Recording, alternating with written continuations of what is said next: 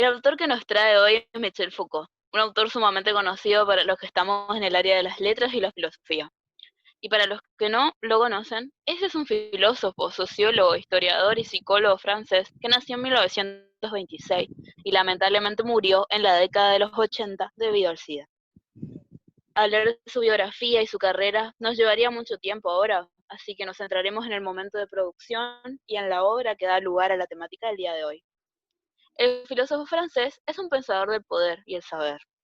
Existen varias obras de su autoría con las que podemos ver esos casos, como Historia de la locura, La arqueología del poder, Vigilar y castigar, u otros, que demuestran su interés sobre esta temática y su relación con la sociedad de su época. En la obra filosófica Historia de la sexualidad, tomo 1, La voluntad del saber, publicada en 1976, esta temática del poder y el saber son transversales en la obra. El problema filosófico a tratar en este podcast será el poder operando en los sujetos para determinar la normalización de las ideas. Problema extraído a partir del texto Historia de la sexualidad, tomo 1, La voluntad del saber del filósofo Michel Foucault. ¿Qué entiende Foucault por poder? Foucault no hace ni historia ni teoría, sino que es un pensador del poder. Para Foucault, el poder no es, el poder se ejerce. Por poder no quiere decir el poder. Como conjunto de instituciones y aparatos, el poder no lo entiende como un sistema general de dominación ejercida por algo o por alguien. Por poder hay que comprender la multiplicidad de las relaciones de fuerza y propias del dominio que se ejerce. Para entender la temática que nos trae hoy, hay que hacer una pregunta muy crucial. ¿Cuál es la relación del poder con lo que llamamos normalización? Foucault postula que la dinámica del poder y la modernidad también se articula con un saber muy específico, el que se obtiene a partir de la observación puntillosa, el seguimiento pormenorizado, los mecanismos utilizados para calificar, medir, clasificar y jerarquizar. En última instancia, la necesidad de normalizar a los integrantes del cuerpo social. Normalización es en sí misma la que instituye la norma. El poder que disciplina funciona como un poder de normalización, lo que quiere decir que su funcionamiento tiene como condición de posibilidad que la norma y sus formas de coacción se activen en beneficio de lo que despliegue de tales modalidades modernas del ejercicio del poder. ¿Y cuál es la relación del poder con el sexo? Para Foucault, el sexo no está reprimido en la sociedad como se cree que lo está. El autor busca una deconstrucción de la sexualidad. Para Foucault, no somos reprimidos. La idea de que el sexo está siempre oculto es falsa porque no es que no hablemos de sexo, sino que elegimos un tipo de discurso sexual por encima de otros. Aquí es donde el poder entra en función. El poder transmite, por ejemplo, en la televisión argentina, un discurso sexual en donde vemos, por ejemplo, en Bailando por un Sueño, cómo los cuerpos de los bailarines son sexualizados.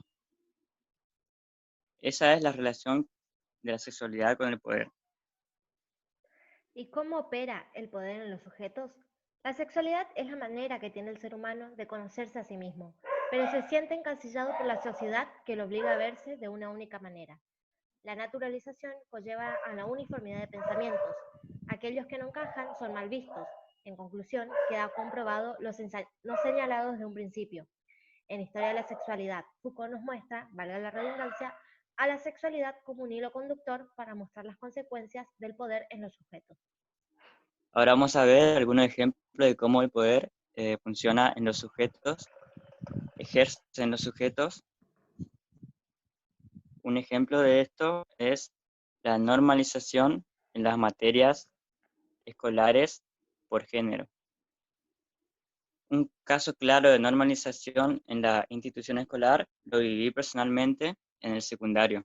En mi colegio secundario había una materia denominada educación práctica, donde un profesor se llevaba a todos los alumnos varones a realizar actividades como dibujo técnico, caligrafía, entre otras cosas.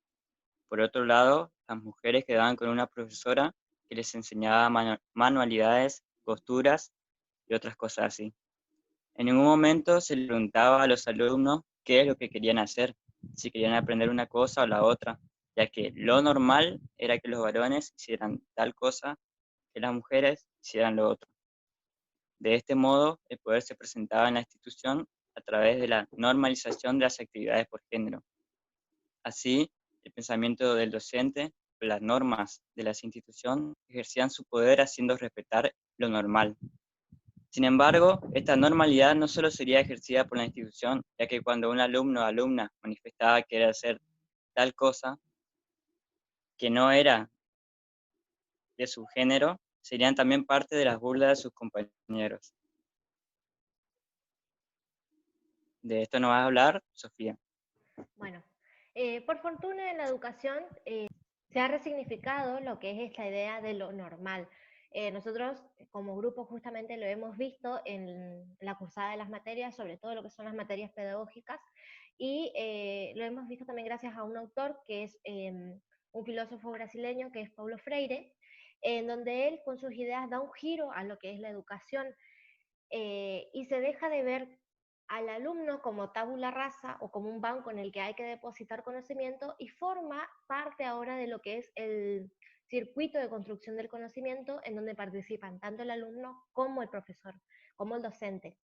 Entonces deja de verse normal que el alumno memorice o que sea una botellita que tiene que ser llenada y bueno, pasa a ser normal, digamos, este nuevo proceso.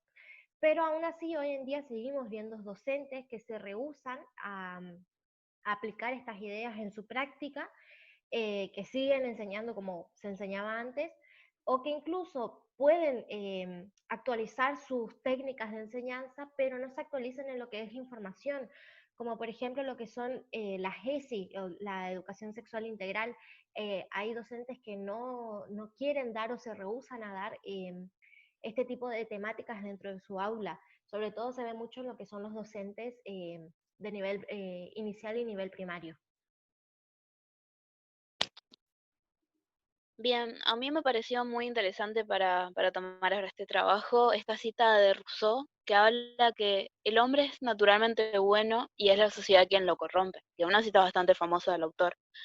Si pensamos la sexualidad y el poder como en los problemas de discriminación que persisten hasta nuestros días, sin ir más lejos, son la mejor opción para tratar este tema. Con respecto a la cita anterior, ningún bebé recién nacido nace siendo homofóbico, y diferenciando como normal a una persona heterosexual y como anormal a una persona homosexual, sino que son los padres, ese primer contacto educativo y la sociedad que moldea esta forma de pensar. En las escuelas mismas, como comentó mi compañera, se puede ver estos problemas en donde se ven estos choques de poder, porque el poder no está en la institución educativa, ni en el docente quien manda callar o busca normalizar el pensamiento de un alumno que está a favor de la comunidad LGBT+. El poder está en el ejercicio mismo por parte de un docente que reprime, no en el docente mismo. La normalización se da porque el poder deja una sola forma de ver la sexualidad. Lo normal es tratable porque representa una enfermedad, como se lo veían en los tiempos de Foucault, sin ir más lejos. Los homosexuales eran seres enfermos que podían ser tratados con medicamentos, con tratamientos o con un hospital psiquiátrico. Un chico que llega a la escuela con maquillaje o con uñas pintadas tiene la solución de irse a la colimba, como dicen muchos docentes de la vieja escuela. O también una chica que quiere estudiar algo de ingeniería o de ciencias que son más para los hombres, son mandadas a la cocina, como esa dicotomía de esto es para mujer y esto es para hombre. Es en esa lucha de fuerzas donde se encuentra el poder. Donde hay resistencia, hay poder, dice Foucault. En relación con lo que decía la compañera, en la sociedad ya con ideas hegemonizadas y dóxicas que ejercen una especie de poder en la sociedad, se pretende que todos pensemos en una única verdad, en una única idea de mujer, en una única idea de hombre. Hace unos meses salió por todos los medios masivos de la televisión y de las redes sociales una chica que era criticada, una chica de colegio secundario religioso criticada porque no llevaba corpiño. En relación con ello, me pareció oportuno mencionar a lo que Nietzsche llama: ¿por qué en este momento se fija lo que desde entonces debe ser verdad? Es decir, se ha inventado una designación de las cosas uniformemente válida y obligatoria, y el poder legislativo del lenguaje proporciona también las primeras leyes de la verdad, pues aquí se origina por primera vez el contraste entre verdad y mentira. Entonces nos preguntamos, ¿qué es verdad y qué es mentira? Y a decir verdad, no existe ninguna de las dos a mi entender. Lo que sí creo que existe es una idea que está instalada y que es lo que proporciona cierto poder a la sociedad para ser crítica o no. Otro ejemplo claro de esta situación en donde se critica la sexualidad es el del doble pensamiento, es cuando aparece recientemente la periodista Romina Malaspina con una blusa más osada de lo convencional. Si bien para muchos fue motivo de crítica, para el público masculino resultó atractivo y eso se pudo ver en las redes sociales como Twitter. No así lo que sucedió con la chica del secundario. Entonces, nos volvemos a preguntar, ¿qué es lo válido y lo no válido para esta sociedad? Para cerrar, vamos a dejar unas preguntas que, bueno, pueden ser contestadas o no.